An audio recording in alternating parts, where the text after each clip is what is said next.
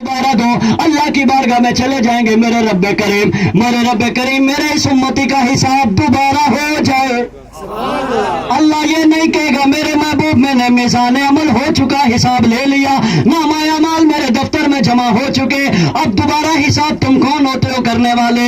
अल्लाह फरमाएगा मेरे हबीब अगर तेरी ख्वाहिश है दोबारा हिसाब हो, आ जा दोबारा नामाए अमाल तुलवा ले।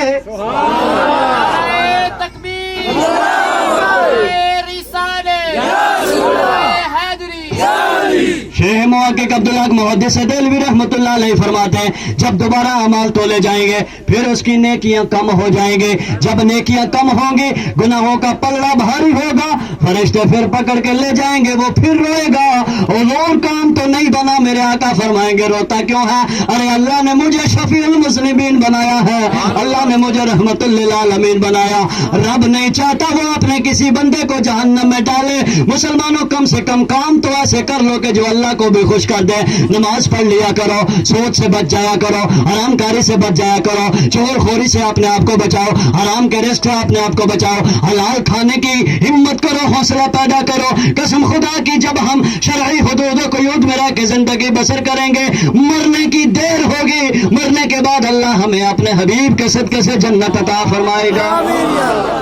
अब्दुल्लाह मुहद्दिस देलवी फरमाते हैं कि जब उसके नामे अमाल फिर मीज़ान अमल पर रखेंगे, अब फिर कम हुए, फिर फरिश्ते पकड़ेंगे, हुजूर फरमाएंगे ना रुको। हुजूर अपने पास एक पर्ची निकालेंगे, जब पर्ची निकालेंगे उस मीज़ान अमल के तराजू पे नेकियों वाले पे रखेंगे, नेकियों का पल्ला भारी हो जाएगा, बंदा जन्नती हो जाएगा। अब मैं आपसे पूछता हूं पहले किसने हिसाब लिया? अल्लाह ने। रिकॉर्ड कहां जमा हो गया? अल्लाह के दफ्तर में। अब नबी के पास है ये पर्ची कहां से मिले? तो अब्दुल्लाह मुहद्दिस देलवी कहते हैं लोगों सुन लो, जिसकी तर्जमानी बरेली से आवाज आती है कि फकत इतना सबब है इन आकादे बज़्म महशर का, या रसूल अल्लाह तुम्हारी शान महबूबे दिखाई जाने वाली है। अल्लाह दिखाना चाहता है कि मेरा महबूब कैसा शान वाला है। पहला मकाम बोलो, कौन सा पहला मकाम है? मीज़ान है, जोर से बोलो, मीज़ान है। मीज़ान कहते हैं तराजू को, अमल का तराजू, मीज़ान है अमल। अब जब मीज़ान अमल पे रखा जाएगा उसके बाद साहब ने अर्ज किया हजरत अनस इब्न मालिक ने, या रसूल अल्लाह अगर आप वहां ना मिलो तो फिर हम कहां जाएं? मेरे नबी ने कहा मेरे गुलामों अगर वहां ना मिला तो तुम चले आना हौज़े कौसर पर। मेरी उम्मत जब कब्रों से निकलेगी प्यासी होगी, मैं आबे कौसर का जाम उन्हें भर भर के पिलाता होगा।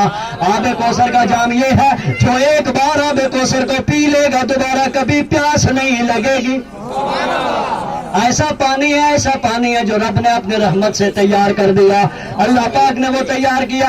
साहब ने अर्ज किया हुजूर इसीलिए तो हम कहते हैं कि प्यास महशर में बुझाएंगे मदीने वाले, अरे प्यास महशर में बुझाएंगे मदीने वाले, जिस गड़े कब्र में तशरीफ लाएंगे मदीने वाले।